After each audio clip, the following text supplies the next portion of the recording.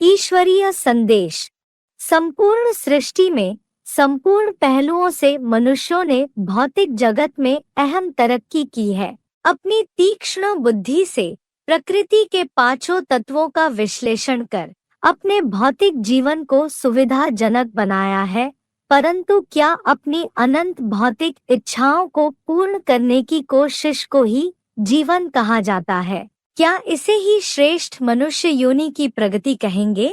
इच्छाओं को तृप्त करने के इन प्रयासों में हमारा उत्थान हुआ या पतन? नर चाहत है कुछ और, होवत है कुछ और। वास्तव में सुख शांति प्राप्त करने के लिए मनुष्यों ने जो मार्ग अपनाए, वही उनके पतन के मूल कारण है। खास कलयुग अंत में अनेक धर्म और उनकी विभिन्नता के कारण लोग एक दूसरे से घृणा कर एक दूसरे के हत्यारे बन पड़ते हैं, परंतु सत्य बात तो यह है कि सत्य धर्म के वास्तविक अर्थ को न जानने के कारण अधर्म बढ़ता जा रहा है। काम, क्रोध, लोभ, मोह, अहंकार यही दुख के मूल है। 5 विकार आते ही है देह समझने से। इनको नष्ट करने का मूल मंत्र भगवान आकर बताते हैं कि अपने को ज्योति बिंदु आत्मा समझो। आज मनुष्य स्व के धर्म को भूल परधर्म में लग गया है। गीता में कहा है, स्वधर्मे निधनम श्रेया परधर्मो भयावह। स्वधर्म में टिकना श्रेष्ठ है। परधर्म हिंदू, मुस्लिम, क्रिश्चियन आदि अर्थात देह के धर्म अति खतरनाक भेदभाव उत्पन्न करने वाले हैं। आने वाली जो मारा मारी की दुनिया है, जहां अभी भी टेंशन लगातार बढ़ता चला जा रहा है, उस दुनिया के लिए आत्मा के धर्म में टिकने का अभ्यास पहले से पक्का करना है। इससे अखंड शांति मिलेगी, अखंड विश्वास पैदा होगा, विल पावर आएगी, स्थिति परिस्थिति समस्याओं से मुकाबला करने की ताकत आएगी। History repeats itself.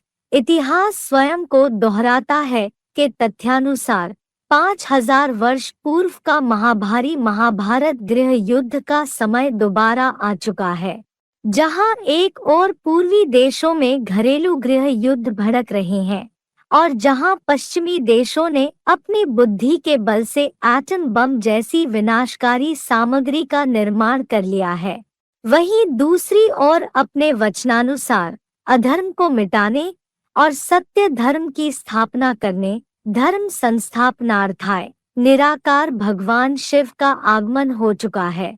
गुप्त रूप में सत्युग रचने आए शिव भगवान। अब तो जाग जाग इंसान।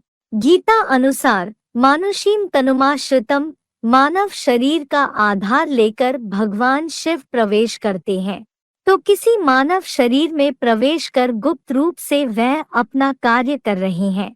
अर्थात भगवान एक व्यापी है, सर्वव्यापी नहीं। भगवान के एक व्यापी स्वरूप को जानने, समझने और समझकर उनके बताए रास्ते पर चलने से ही शांति और सुख के हम अधिकारी बनते हैं।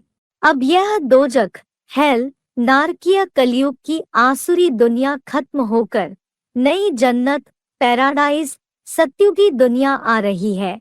वसुधैव कुटुम्बकम की स्थापना होने जा रही है। जो गायन है, सर्वे भवन्तु सुखिनः, सर्वे सन्तु निरामया, सर्वे भद्राणि पश्यन्तु, मा कश्चित् दुख भाग भवेत्।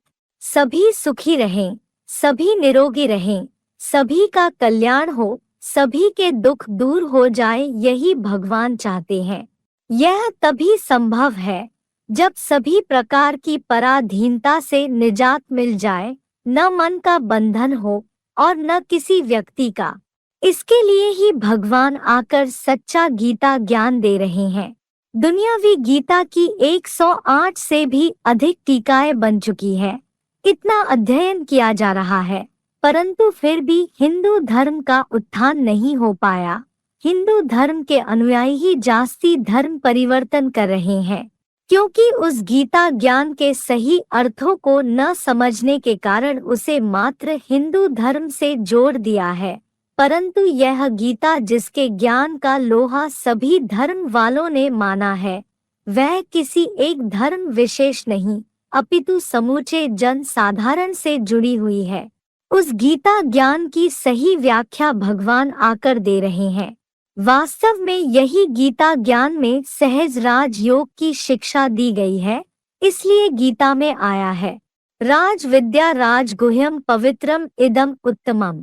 यह राजाओं की राज विद्या है, उत्तम राजाई का रहस्य है, सर्वोत्तम ज्ञान है। तात्पर्य यह है कि मनुष्यात्माएं परमपिता प्लस परमात्मा शिव के साकार में निराकार रूप को पहचान कर ही भगवान से योग लगाकर नर से नारायण जैसा बन सकती है।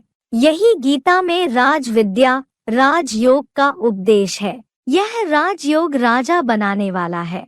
योग बल अर्थात भगवान की याद से ही राजाई प्राप्त की जा सकती है।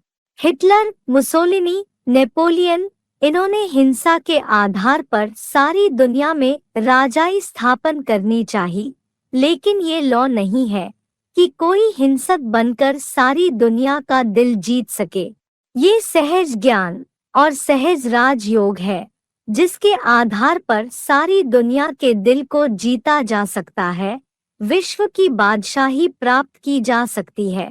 यही अशांत मन को शांत करने का एकमेव रास्ता है, जो स्वयं भगवान एक व्यापक होकर समझाते हैं। ओम शांति।